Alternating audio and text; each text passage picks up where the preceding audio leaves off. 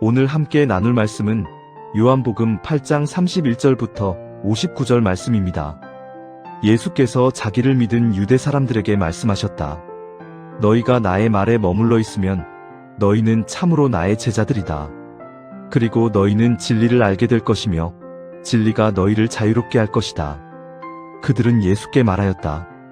우리는 아브라함의 자손이라 아무에게도 종노릇한 일이 없는데 당신은 어찌하여 우리가 자유롭게 될 것이라고 말합니까? 예수께서 대답하셨다. 내가 진정으로 너희에게 말한다. 죄를 짓는 사람은 다 죄의 종이다. 종은 언제까지나 집에 머물러 있지 못하지만 아들은 언제까지나 머물러 있다. 그러므로 아들이 너희를 자유롭게 하면 너희는 참으로 자유롭게 될 것이다. 나는 너희가 아브라함의 자손임을 안다. 그런데 너희는 나를 죽이려고 한다. 내 말이 너희 속에 있을 자리가 없기 때문이다. 나는 나의 아버지에게서 본 것을 말하고 너희는 너희의 아비에게서 들은 것을 행한다. 그들이 예수께 말하였다. 우리 조상은 아브라함이요. 예수께서 그들에게 대답하셨다. 너희가 아브라함의 자녀라면 아브라함이 한 일을 하였을 것이다. 그러나 지금 너희는 너희에게 하나님에게서 들은 진리를 말해준 사람인 나를 죽이려고 한다. 아브라함은 이런 일을 하지 않았다. 너희는 너희 아비가 한 일을 하고 있다. 그들이 예수께 말하였다. 우리는 음행으로 태어나지 않았으며 우리에게는 하나님이신 아버지만 한 분 계십니다. 예수께서 대답하셨다. 하나님이 너희의 아버지라면 너희가 나를 사랑할 것이다. 그것은 내가 하나님에게서 와서 여기에 있기 때문이다. 내가 내 마음대로 온 것이 아니라 아버지께서 나를 보내신 것이다. 어찌하여 너희는 내가 말하는 것을 깨닫지 못하느냐? 그것은 너희가 내 말을 들을 수 없기 때문이다. 너희는 너희 아비인 악마에게서 났으며 또 그 아비의 욕망대로 하려고 한다. 그는 처음부터 살인자였다. 또 그는 진리 편에 있지 않다. 그것은 그 속에 진리가 없기 때문이다. 그가 거짓말을 할 때에는 본성에서 그렇게 하는 것이다. 그는 거짓말쟁이이며 거짓의 아비이기 때문이다. 그런데 내가 진리를 말하기 때문에 너희는 나를 믿지 않는다. 너희 가운데서 누가 나에게 죄가 있다고 단정하느냐? 내가 진리를 말하는데 어찌하여 나를 믿지 않느냐? 하나님에게서 난 사람은 하나님의 말씀을 듣는다. 그러므로 너희가 듣지 않는 것은 너희가 하나님에게서 나지 않았기 때문이다. 유대 사람들이 예수께 말하였다. 우리가 당신을 사마리아 사람이라고도 하고 귀신이 들렸다고도 하는데 그 말이 옳지 않소? 예수께서 대답하셨다. 나는 귀신이 들린 것이 아니라 나의 아버지를 공경한다. 그런데도 너희는 나를 모욕한다. 나는 내 영광을 구하지 않는다. 나를 위하여 영광을 구해주시며 심판해주시는 분이 따로 계신다. 내가 진정으로 너희에게 말한다. 나의 말을 지키는 사람은 영원히 죽음을 겪지 않을 것이다. 유대 사람들이 예수께 말하였다. 이제 우리는 당신이 귀신 들렸다는 것을 알았소. 아브라함도 죽고 예언자들도 죽었는데 당신이 나의 말을 지키면 영원히 죽음을 겪지 않을 것이다 하니 당신이 이미 죽은 우리 조상 아브라함보다 더 위대하다는 말이오? 또 예언자들도 다 죽었소. 당신은 스스로를 누구라고 생각하오? 예수께서 대답하셨다. 내가 나를 영광되게 한다면 나의 영광은 헛된 것이다. 나를 영광되게 하시는 분은 나의 아버지시다. 너희가 너희의 하나님이라고 부르는 바로 그분이시다. 너희는 그분을 알지 못하지만 나는 그분을 안다. 내가 그분을 알지 못한다고 말하면 나도 너희처럼 거짓말쟁이가 될 것이다. 그러나 나는 아버지를 알고 있으며 또 그분의 말씀을 지키고 있다. 너희의 조상 아브라함은 나의 날을 보리라고 기대하며 즐거워하였고 마침내 보고 기뻐하였다. 유대 사람들이 예수께 말하였다.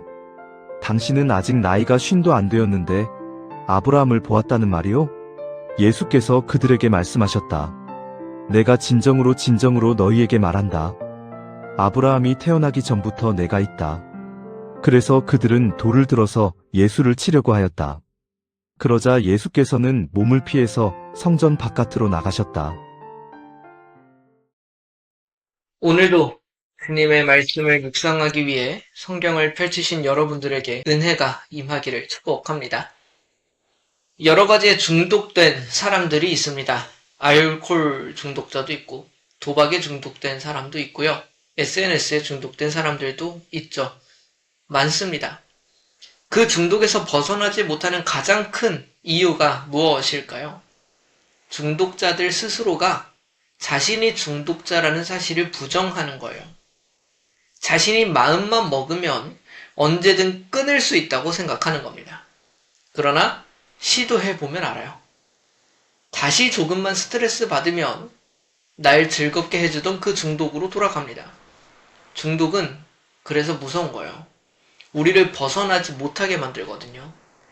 중독은 그 사람으로 하여금 자신의 상태를 직시하지 못하게 할 뿐 아니라 자기 스스로 그것에서 벗어날 힘을 없애버리기도 합니다. 오늘 본문의 유대인들이 이와 같은 모습을 보입니다. 예수님께서 이들에게 자유를 선포하시거든요. 진리가 너희를 자유롭게 할 것이다. 그러자 그들이 발끈하며 대답합니다. 우리는 아브라함의 자손이라 아무에게도 종 노릇한 일이 없는데 당신은 어찌하여 우리가 자유롭게 될 것이라고 말합니까? 이들은 자신들이 죄의 지배 아래 있으면서도 그렇지 않다고 생각하고 있었습니다. 그들 스스로가 자유롭다고 착각하고 있었다고요. 우리의 이야기이기도 합니다. 우리가 살아가는 사회에 노예라는 게 어디 있냐고 반문하시겠습니까? 놀랍게도 그런 것에 대한 이야기가 아니에요. 예수님께서는 당시 유대인들이 로마의 지배 아래 있었다는 것을 모르시는 것이 아닙니다. 지금은 죄에 대한 이야기를 하고 있는 거예요. 우리는 분노를 이기지 못합니다.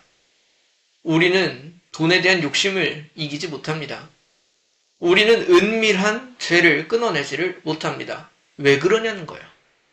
왜 그 죄의 유혹이 찾아만 오면 우리는 늘 어김없이 넘어지나요?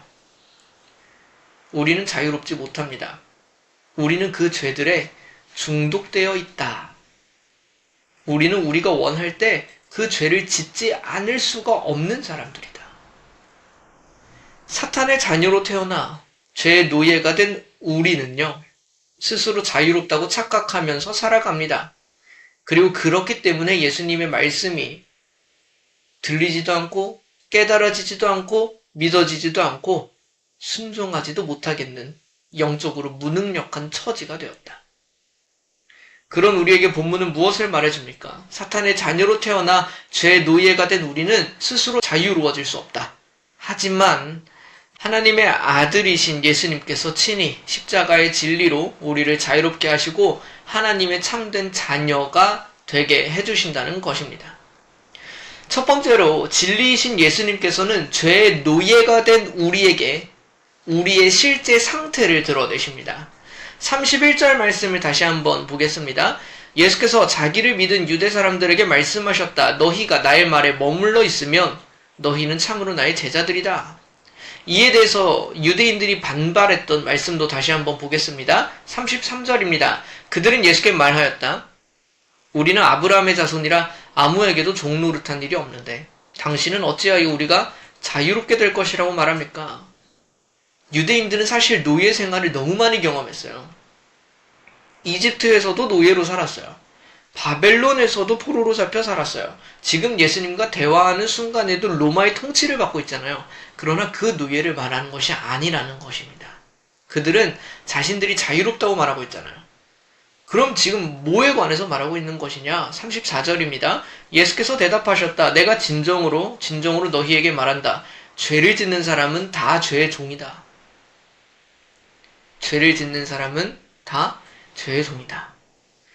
우리가 죄를 짓고 있는 것 자체가 이미 죄를 주인으로 섬기고 있는 노예임을 보여준다는 거예요.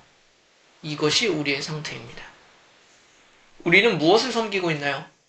우리는 어떤 주인을 모시고 있습니까? 분노를 참지 못하겠나요? 만족함을 얻지 못하고 끊임없이 돈에 이끌려 다니고 욕심에 이끌려 다니시나요? 다른 사람의 인정과 관심을 구하며 살아가십니까? 아니면 남들은 모르게 반복적으로 무너지는 죄의 습관이 있으신가요? 예수님께서는 우리에게 그것을 다시 한번 돌아보게 하십니다. 죄의 노예가 아니었다면 진작에 끊어졌을 것이다. 그러나 우리가 여전히 그에 매여서 살아가고 있다면 우리는 그의 노예이다. 분노의 노예가 되고 돈의 노예가 되어 있는 거예요. 예수님께서는 우리가 죄의 노예가 되었음을 정직하게 인정하도록 하십니다. 그것이 자유롭게 되는 첫 번째 단계이기 때문에 그래요. 두 번째로 진리이신 예수님께서는 죄의 노예가 된 우리에게 우리의 거짓된 영적 교만을 돌아보게 하십니다.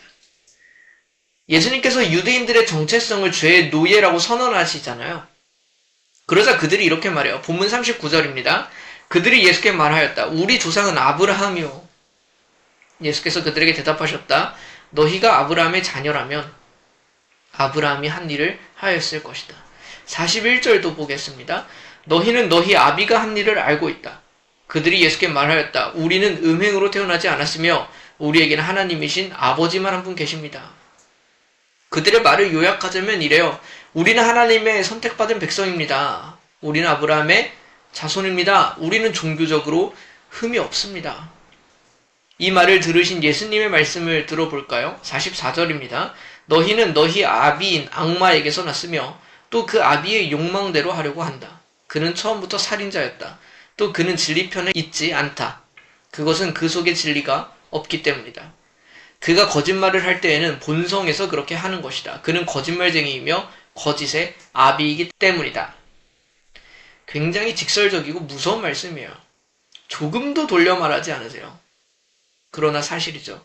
그들이 예수님의 말씀을 듣고도 깨닫지 못하고 믿지 못하고 순종하지 못하는 이유는 그들이 악마의 자식들이기 때문에 그렇다. 우리도 예수님의 말씀 앞에 온갖 장벽을 세우려는 유혹을 받습니다. 여러분, 우리 모태신앙 많잖아요.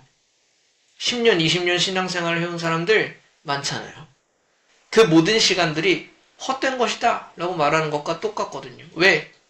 그것으로 내가 악마의 자식이 아니라고 말할 근거가 되지 않는다는 거예요.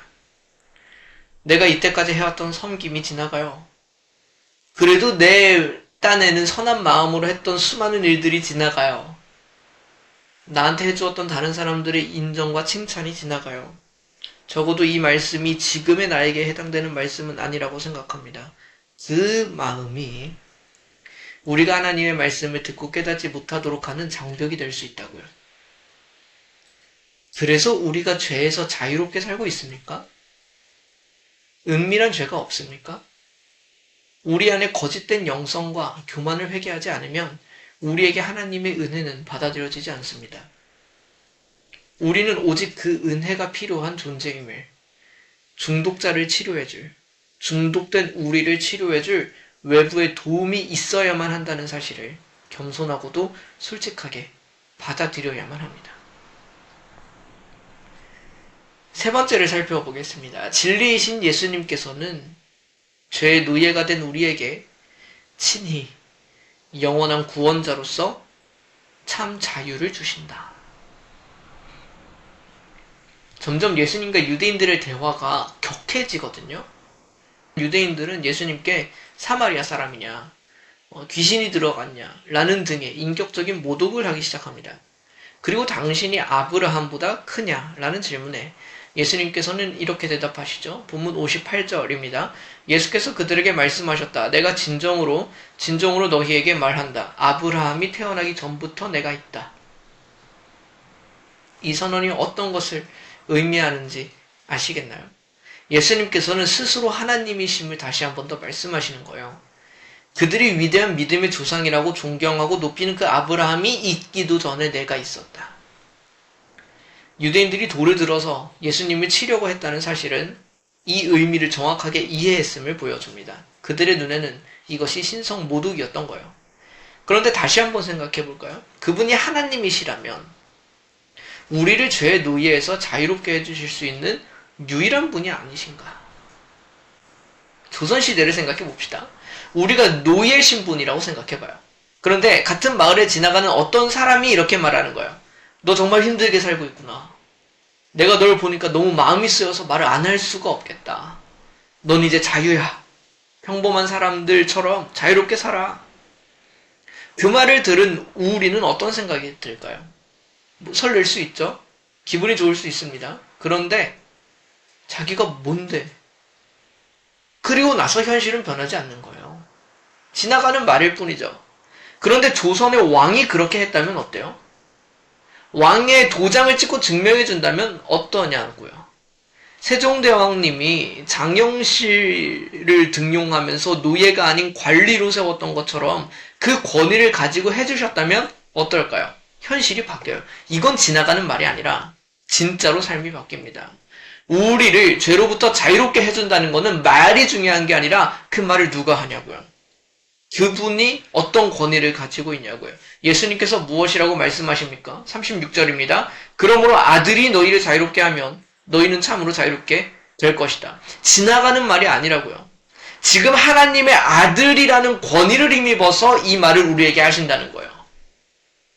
우리를 죄에서 끊어내서 자유롭게 해주실 수 있는 분은 오직 하나님의 아들이신 예수님 뿐입니다. 그분만이 가능하세요.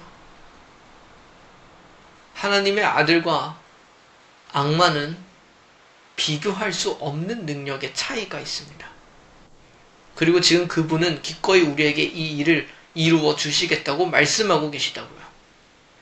우리는 늘 결단하죠. 이번엔 진짜 끊어야지. 됩니까? 우리의 결단과 의지로 죄의 문제는 해결이 되지 않아요. 하나님의 아들이신 예수님께서 십자가에서 우리의 죄의 대가를 치르시고 부활하셔서 그 죄가 더 이상 우리를 주장하지 못하도록 끊어내십니다. 오직 이것만이 우리를 죄에서 자유롭게 할 수 있습니다. 우리의 자유라는 것은, 더 구체적으로 죄로부터의 자유는 오직 십자가와 부활을 통해서만 주어지는 은혜입니다. 정리하겠습니다. 우리는 악마의 자식으로 태어나 죄의 노예가 된 상태에서 스스로 자유롭다고 착각하면서 살아갑니다. 그러나 아무리 들어도 깨닫지 못하고 아무리 노력해도 변화되지 않는 영적으로 무능력한 상태로 그래서 살아가죠. 그리고 이 모습에서 스스로 벗어날 수가 없음을 깨닫게 됩니다. 그래서 예수님 오셨습니다. 하나님의 아들께서 아브라함 그 이전부터 영원토록 계셨던 그분께서 이 땅에 오셨습니다.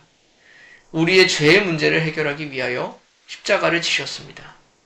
우리의 죄의 대가를 치르시고 우리를 죄의 사슬에서 풀어내어 자유롭게 하시고자 십자가를 지셨습니다. 주님께서 우리 대신 해주셨고 해주셔야만 했습니다. 우리는 죄의 사슬에서 스스로 벗어날 수 없습니다. 사실은요, 이제 우리는 그렇게 하지 않아도 됩니다.